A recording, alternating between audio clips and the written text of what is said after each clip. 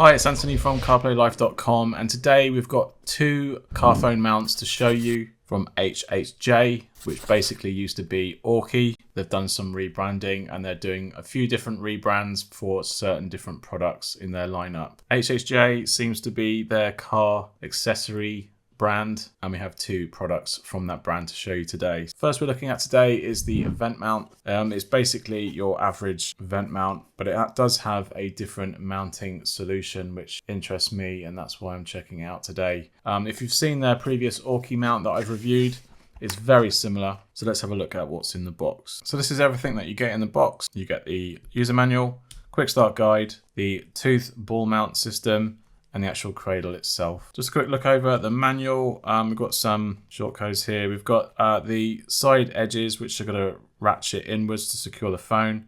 We've got the bottom point to secure it as well. And you've got the vent mount system, which screws into the back.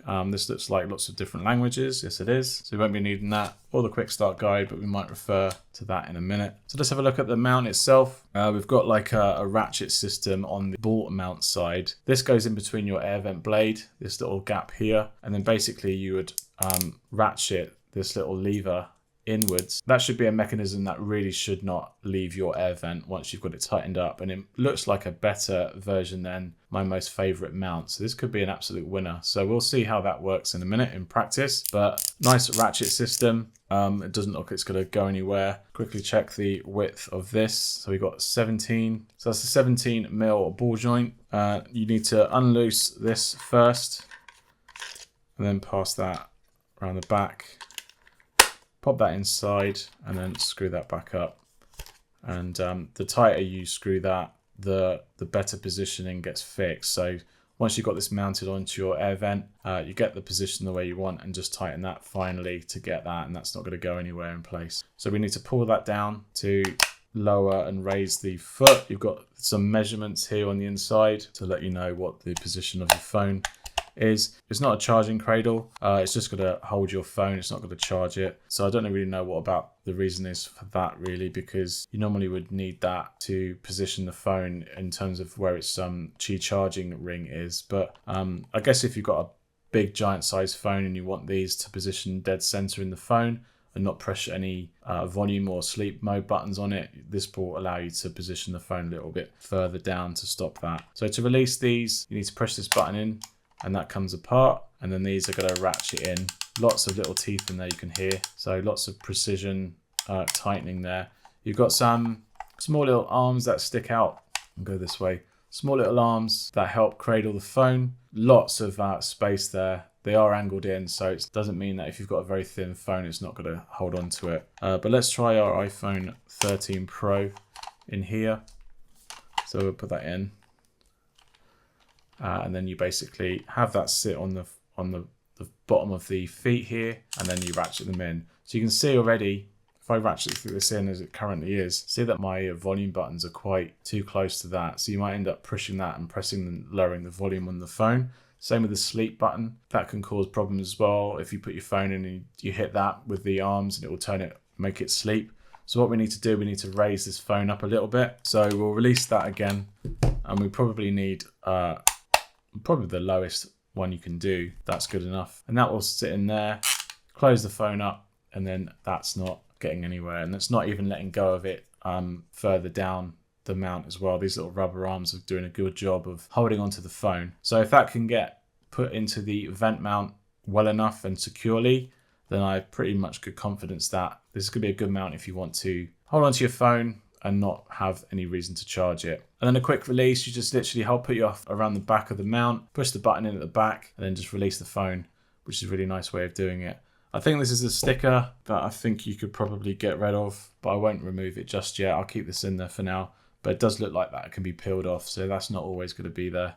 And you've got the HHJ branding on this sort of rubber matte material, so that's not going to scratch the back of the phone. And you're getting your press here buttons, so once you put your phone in, squash it in, and you squash your phone in place, and it shouldn't go anywhere. So let's just jump in the car and see how well this fits. So we've got our HHJ mount here with the unique mounting solution for air vent blades, which uses a ratchet system where this hook will attach into the vent blade and keep it all secure. So I'm going to unratchet it now. It's found the second air blade, and then I'm going to attach it onto there, and then I ratchet on. I can't ratchet it anymore, and that's it in place, nice and secure, with all the arms fully out, ready for my phone. And then with my phone, I can then just place it on and then close it up with my other fingers, and that's it, mounted and ready to go.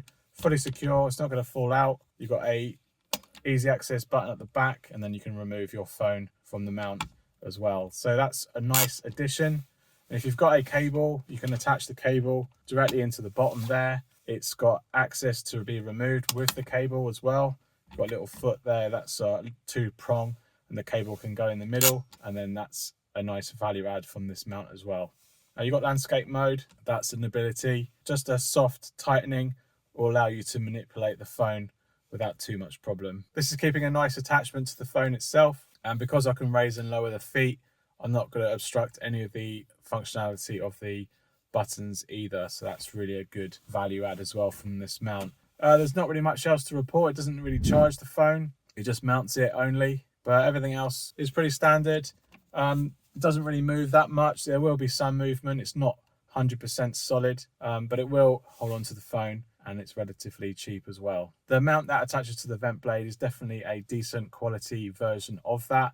I've seen a lot worse, and it's pretty much up there as one of the best from all the solutions that I've used before, so that's a good value add as well. It looks the part when it's not even attached. It's not too intrusive. The black material makes it blend into your car interior, unless you've got a lighter or white interior, and you've got the ability for bigger phones to sit in there as well with the lower foot. And to remove it, you just have to unratchet the arm, and then it comes off without any problems whatsoever. Right, next up we've got the second car phone mount to look at. This is a dash mount which attaches to the dash itself, and you have this kind of articulated arm that allows you to not only position the phone the later end, but you can also lever it upwards and downwards should you have quite a large phone or tablet that you might want to attach it to. It looks magnetic, so that's going to hopefully work with MagSafe, and hopefully this arm and the way the amount of weight that's going to lift up from this arm isn't going to make it detach from the dashboard without too much force. Not much else to write home about on this box, so let's have a look at what's inside. So here's everything that you get inside the box. You get the mount, you get the like a base plate really to make sure it sticks to the dashboard itself. If you don't have a phone with magnetic backing, whether it's a case or the phone itself, you've got some metal plates here to attach to your back of your phone or inside a case, so you can actually reuse the magnetic mount that's on the end of the dash mount here. You've got some wipes to clean them, to dry them. And there's a small little manual with various languages to tell you how to mount the arm specifically onto your dashboard. So looking over the mount itself, it's all plastic, grey, space grey kind of colour. You have a plunger kind of system that we've all sort of known from sat navs and things like that. You can attach this to the windscreen as well. It's not necessarily limited to the dashboard, but it does have probably more functionality if you do attach it to the dashboard. If you've got an uneven surface, you can attach this to the dashboard, and then this would then attach on top. Otherwise, you can just reuse. If you've got quite a flat surface on your dash, you can just peel this off and then attach it to your dash. Throw down the plunger to get a good suction, and then this should stay firm on the actual mount itself, where you can actually get quite a strong hinge here. That is going to definitely take a lot of weight to be lower. So there's a lot of support there for a lot of heavy weighted phones. It could probably even support a tablet. Quite a tough hinge point there to support the phone. And on here we've got the magnetic side, which is going to attach to the magnetic mobile attachments of phones. So you've got some HHJ branding there. So you've got a ball joint here on the end. That's going to allow you to angle the phone specifically where you want in the car. You've got to rotate it around if you want to sort of have a sideways motion. You've got to rotate it on this ball joint to allow it to go into a sideways motion, but it's nice to have that ability as well. As for MagSafe, it kind of does. It does attach to it, but not in a nice way. I wouldn't feel secure if I were to put this, and this is a MagSafe case as well, so in theory it should be stronger than the phone itself, but it's not. I think after a heavy bump, that's going to come off. But it is a shame that it's not bigger and it does not support MagSafe. So you do need to use these little magnet inserts on the back of your phone or inside a case, and then that's going to attach onto the magnet instead. So bear that in mind. It's not very good for MagSafe, but it is probably good if you've got a magnetic case or a case that you can slide these into. They're definitely going to attach onto this instead. And you've got two different types. If you want to position the phone a bit more vertically, you've got that ability to have that in your case and mount the phone a bit higher if you wanted to. And you've got these adhesives if you don't want to cause any problems to your phone. You can attach that onto the back of your phone first and then attach the metal plate onto that, so you're not actually causing any issues. And if you've got an uneven surface in the car, you can use this little accessory here. You peel this off, you'd stick this onto the dashboard itself, and then this part would then attach itself onto that part there and give a good enough seal to secure it in place. All right, so that's basically an overview of what you get in the box and how it just generally works. Let's now jump in the car and see how well it performs. So we've got our second mount here. We've got the suction cup mount, which goes onto 3 separate surfaces. You can either go for your windscreen, on the dash, or if you're at home and you want to put it on a desktop surface, you've got that ability too. It doesn't support MagSafe, it just uses this magnetic cup here. If it was any bigger, like I said earlier, it would work with MagSafe, but because it's a little bit small, it's not really going to work with that. So I've inserted the metal plate inside my case here, my leather case from Apple, and then that magnetically attaches onto it there. So we're going to try the desktop mount first, and then we'll basically put the surface onto the most flattest surface as we can. My Golf Dash isn't really that 100% flat, so it might not work for me. So I'm going to suction it down there, so you can see it doesn't work, and we need to put it on using this little rubber material instead. We need to remove the adhesive. You need to position this where you can easily peel it off. I'm going to have it facing backwards. So with the adhesive ring removed, we place where we want it. I'm going to put it on this side, and then I'm going to have the ring, the tab at the back so it doesn't stick out, and then that's now on the dash, firmly fixed in place. And then we get the this is like a nano material, it's quite sticky, and then that places on top like that, and that sticks the tab itself. Make sure that everything is all attached. So with the wheel, with the clamp down, you need to make sure that's up, and then you can maneuver how you want the mount to be. Then once you've got it locked in place, it'll stay in place, and you basically can just bring that down, bring that up, and then with your phone, with the magnet attached either on the back of the phone itself or inside a case, you just then place it here. And then what that allows you to do, you can either have the phone position lower down so it's not obstructing any surface of your view ahead over the dash, or you can raise it up if you want to have it a little bit, if you're taking a call for example, or you actually want to see the navigation a little bit better. Obviously it's magnetic, so you can actually rotate it as well and rotate the phone. Also, it's really good if you've got an app that's recording video as like a dash cam on your phone. If it's using the lens from that, you can just literally either use the recording app on your phone itself, or if you have a dash cam that uses the app to record dash footage, you've actually got a nice way to either position the camera for the best possibility. You can actually have full zoom if you wanted to, or you can actually go full out and get the most exposures you want. As you can see, navigation, landscape mode is going to be obstructed by the mount itself. Whichever way you turn it, that's probably a little bit better. And then you can actually then angle it up and get the view that you want. You can go fully up if you want. That's the extent of what it can do, so that the arm's not fully in the way there, and then you can position it how you like. So that's a nice value add there if you've got an app. And then when you're not using it, you can then bring it down, rotate it, and then you've got it out of the way and out of your view. But obviously whilst you're driving, you will want to sort of position it up high. So yeah, not bad. And you can then rotate it again, or actually have it attached to the mount and rotate it. It really is up to you.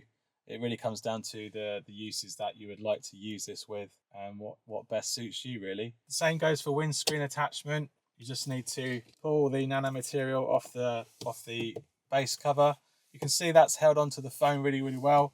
I have a feeling that it will perfectly fit the iPhone Max weight as well. And because you've got this arm that's sticking down, the windscreen option is a little bit harder to get right because of just how the angle of the cup and this mount side allows you to position your phone. So I found it very obstructing having this on the windscreen. You might want to have it on the far side, but for me, I found that you don't want to have it that way because the arm doesn't come back any further than that. So it's all about this way and just positioning the cup in a way that allows you to manipulate the position of the phone that way. You can see it doesn't go any further this way. So if you wanted it any lower, you would have to bring it lower down the screen, and that obviously moves the phone further away from you. So that's not a good solution really. So I think for me, that's probably the best as you're going to get.